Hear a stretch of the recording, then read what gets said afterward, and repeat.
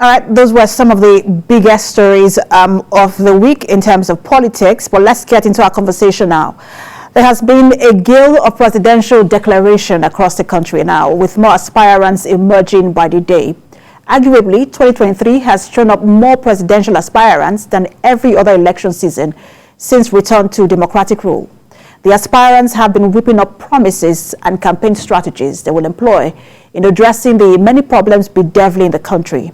Now, one of those aspirants is former Deputy Governor of the Central Bank of Nigeria, Professor Kingsley Moghalu, who says he has the master plan to fix Nigeria. Professor Moghalu joins me now in the studio. Good to have you join us. Good afternoon, Precious. So let me start you off with two of the biggest stories in the country today, and I just want to get your response before we get into your vision. Sure. One of them is sadly and very disturbing, the death, or the murder rather, of Deborah Yakubu in Sokoto State, yes. Over allegations of blasphemy. Yes. We've seen presidential aspirants who have been mute on this. Yes. Some of them... I'm not one of them.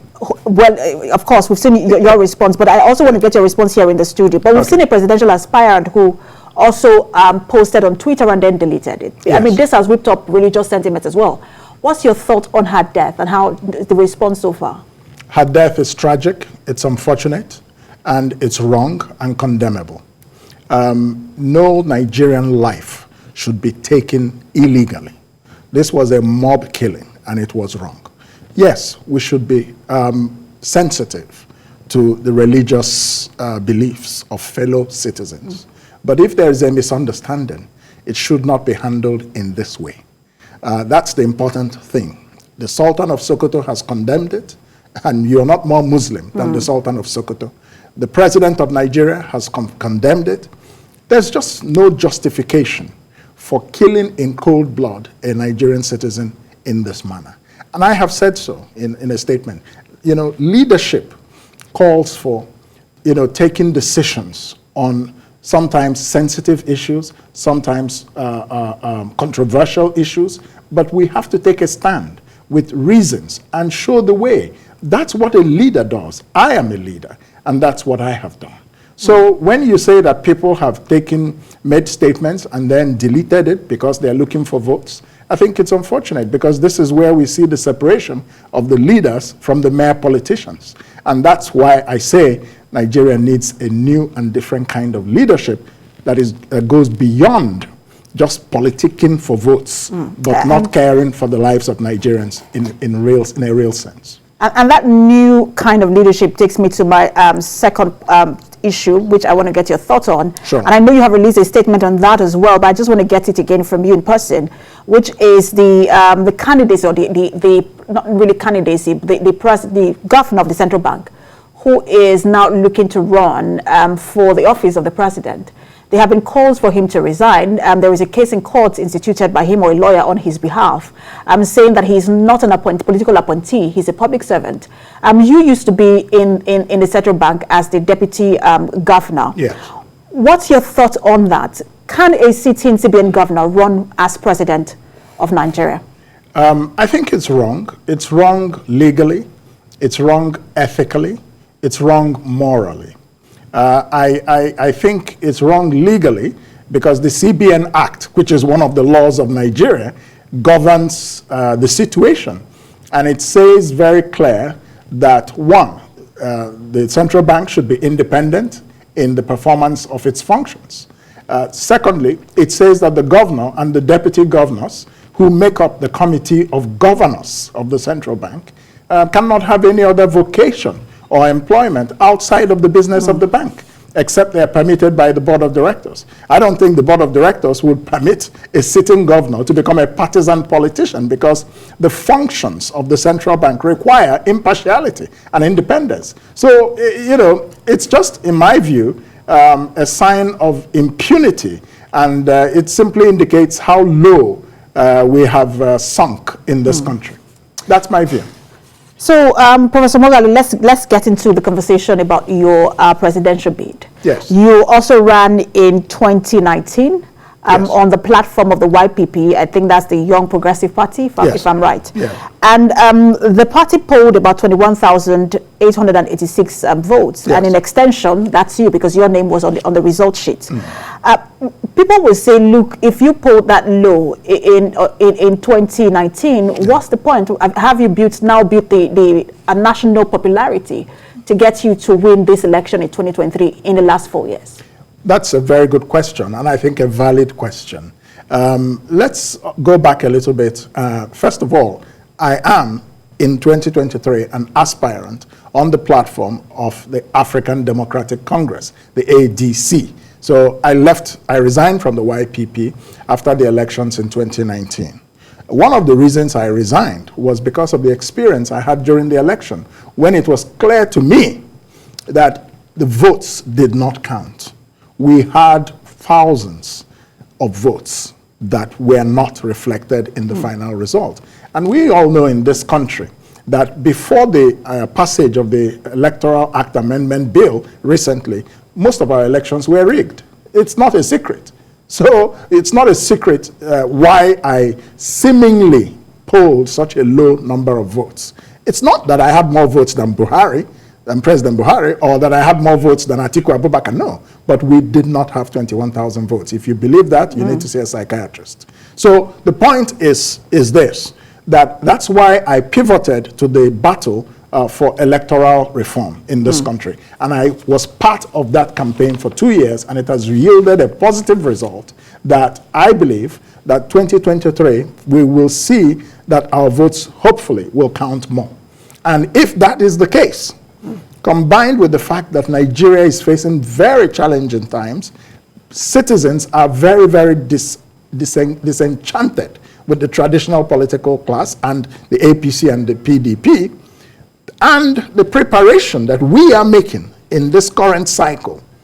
We're building a very strong ground game, across the country, all the wards of the country, we will have very strong presence. So, and I think... sorry, I need to jump in because we have little time left, and I really want to get into your vision. And yes. you have broken this down into SWAG. Yes.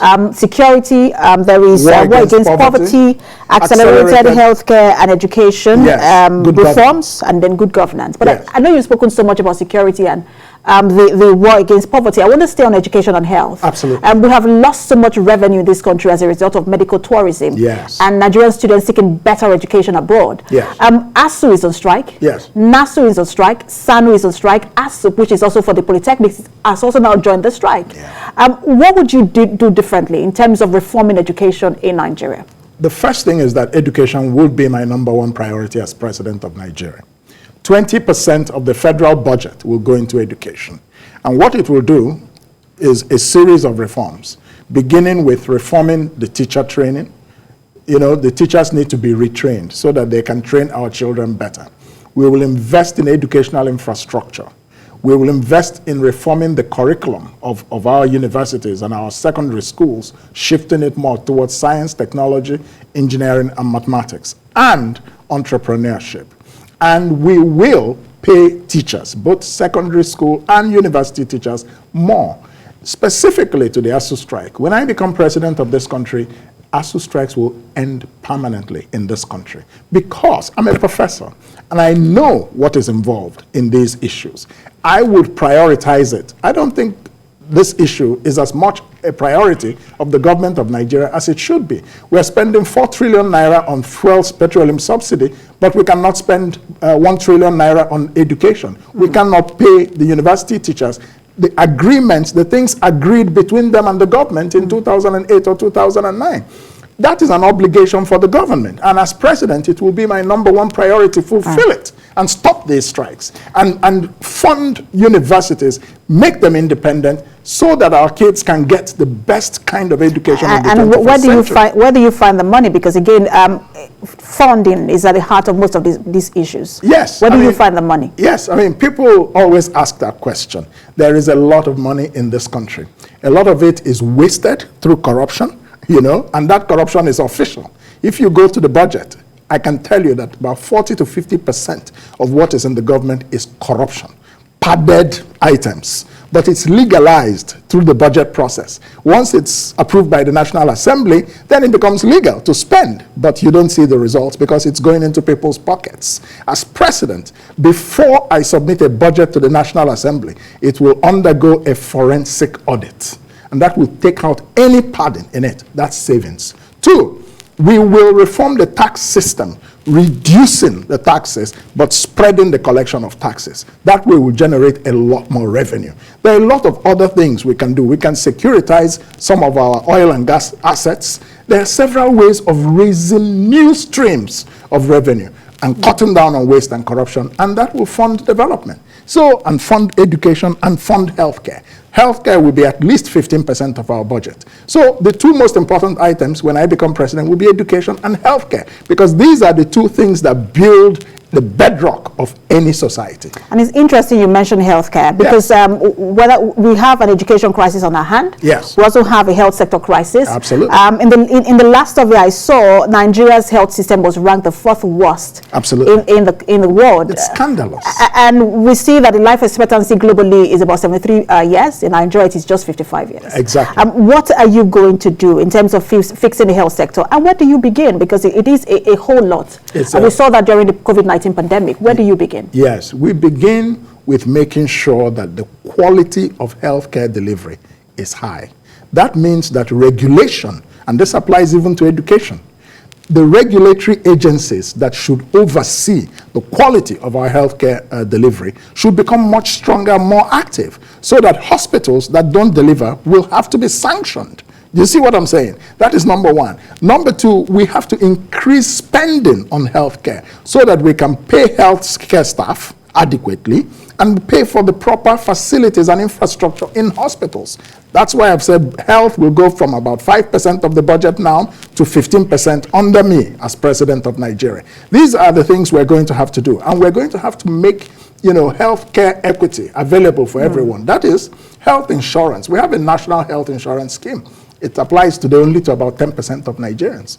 And 70% of Nigerians who go to hospitals pay out of pocket. How can we reduce that? How can we make the healthcare administration, health insurance scheme function far more effectively? These are the kinds of reforms that we will bring to healthcare. Now, we're going to stop this mass exodus of our doctors and our nurses by investing in healthcare staff. We have to provide incentives for them that give them the hope of staying in Nigeria and rendering service to Nigerians. But they're ignored. They go on strike. Nobody cares about their demands. My government will not take that sort of attitude. We will be proactive to solve these problems and make sure that we invest in primary health care across local governments. We invest in teaching hospitals in every one of the 6 geopolitical zones in this country. We will equip, maybe in partnership with the private sector, a world-class hospital to stop medical tourism. Medical tourism can be reduced in this country by at least 90%. Let people go abroad only for the worst cases that are just so complicated. But most cases for which people go abroad can be treated in this country if we have effective health insurance. I wish we could talk more about the health sector. You touched on something quite important, which is the fact that doctors, the brain drain, doctors are leaving the country. But my time is up. I have to get your promise that you will come back. We know that you had to rush in today because of the traffic. It's terrible. Yeah. It's terrible in Lagos. I went through it myself. But you have to make us a promise that you will come back, and we need to talk about your vision for Nigeria. So give us your promise on television that you will come back. I will be back. Like, what's his name? The Schwarzenegger. Oh, Terminator. The Terminator. All right. I'll be back. All right, Professor Moghalu, it's been great talking to you. I'm sure Nigerians are listening and making up their minds in terms of voting in the 2023 elections. You have the hurdle of the primaries to go through. We will watch out for that and see how it plays out. Thank you so much for talking to us. You're very welcome. Thank you. Yeah.